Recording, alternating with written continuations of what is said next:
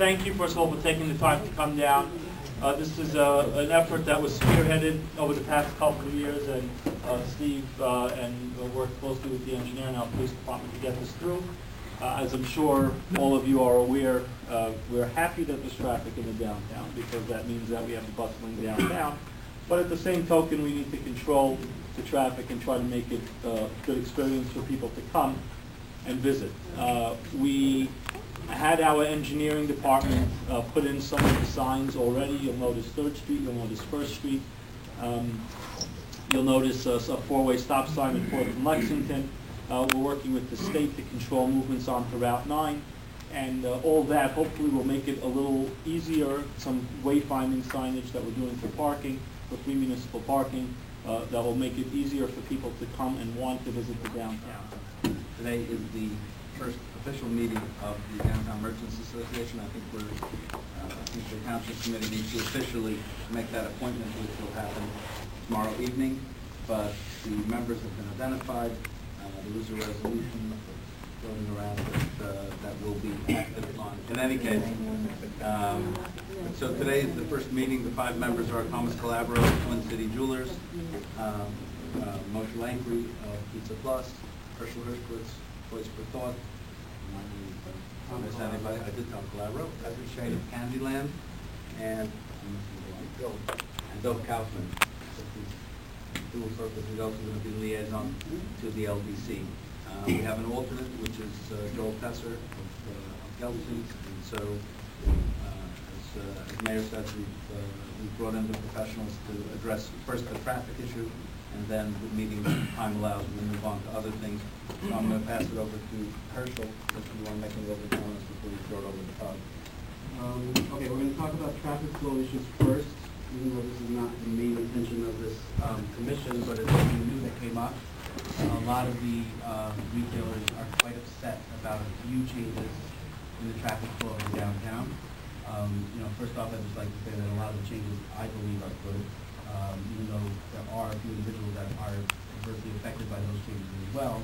I think we have to deal with those people on an individual basis. For example, the left turn by 4th Street obviously affects Kohl's food store deliveries. We're going to figure something out, with how they're going to have their delivery trucks, because that causes more traffic. Backing up whenever they have a Florence pickle truck parking in front of their store, there's traffic all the way down to 1st Street. So that's one issue. But I think the main issue that most of the people that are here right now are concerned about is merchants on 2nd Street are quite upset about 1st Street becoming a one-way the same direction.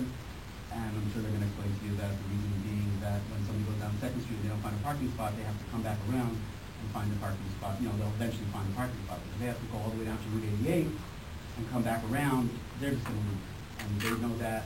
Mr. Shane, the owner of Candyland, is quite concerned about it, as is the owner of Center of Town, and Mr. Bosch, the owner of Bake Shop, and I'm sure every other merchant on 2nd Street. The other issue is the sign on 3rd Street, which I personally think without consulting the stores on the right side of Clifton going down Clifton, and telling them that no one's going to be able to make a left turn from 9 a.m. till 6 p.m., I think is the biggest word of stuff. They're actually not telling first that they're going to be, that there's going to be customers that are going to want to get to them and never be able to get to them ever. Because they're going to have to make a right, and then a left on 4th, left on Route 9, left on 2nd, and they're still not going to be able to get to them. My store, eventually you get to if you make about 5 left. But their stores you'll never be able to get to ever. And then we've also added to that,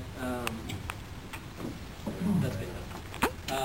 So basically, this is my little map I use in the office.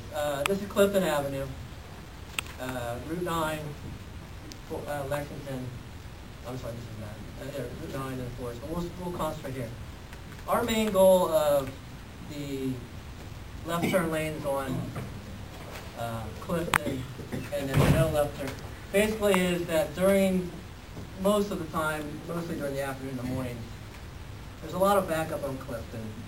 People are basically avoiding downtown because you can't move on Clifton.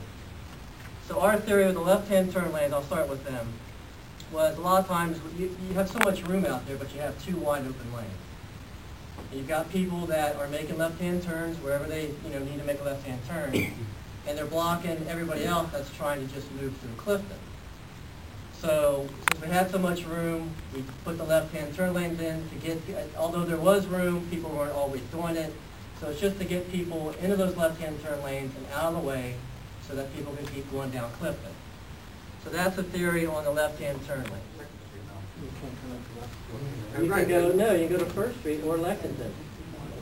No, but Second Street's gonna be a one-way this way still? Second Street does not Yes. change. One way is before. Second is one-way That means eastbound. anybody coming down Lexington Avenue, You can't turn right on Second Street right now from Lexington anyway. right, but you can't turn left on First Street either, because that's a one-way this way. From Princeton to Lexington, that's a one-way this way, where Fulton is. Well, when you say this way, Monmouth. East. It's opposite. It means westbound. West, From west, Monmouth from Monmouth to Lexington, you're to turning it Lexington. now. You're turning that also?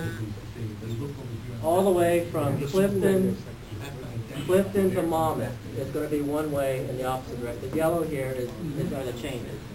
Todd, I So think right now they go westbound, now it would be eastbound. Todd, I think what Rabbi Epstein is saying is that if somebody is on Lexington going northbound, they will not be able to go westbound until 3rd Street from Route 88. They Correct. can't make a left on First, they can't make a left on Second, we'll force Correct. them to 3rd. Right. Actually, no, you won't be able to make a right on Lexington. Because it'll be one way. It'll be one way this way. You have to make the right on Monmouth, which most of the traffic I noticed does. They come on Monmouth. A lot of traffic comes from Route 88 If I to can Monmouth. speak up for a second. I think what the concern for a lot of store owners on Second and First and Clifton and that whole area, the new traffic pattern seems to be diverting everything away from their area, and it's also making it difficult for their customers to have access to their streets.